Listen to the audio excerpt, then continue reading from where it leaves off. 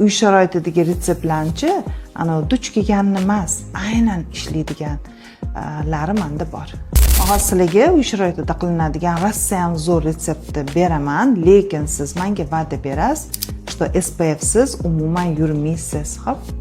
Bizga kerak bo'ladi bor yo'g'i 2 dona ingredient. Aptekadagi eng arzon narsa bu pereks vodoroda 3% va droji, so'xoy droji. Demak, pereksdan 1 choy qoshiqdan olib turib, so'xoy drojini unga qo'shasiz. Aralashtirasiz kasha bo'lgunigacha va toza yuvilgan yuzingizga 5 daqiqaga surib qo'yasiz. 5 daqiqadan so'ng iliqroq bo'lgan suvda oldin yuvasiz, keyin esa muzdek suvda yuvasiz. Orqasidan esa albatta namlantiruvchi krem surib qo'yasiz. Agarda buni kechqurun qilsangiz, ertasi kuni yuzingiz prosta farfora va mramorniy bo'lib turadi. Bu maskani esa bir haftada bitta qo'llashni men sizga tavsiya qilaman.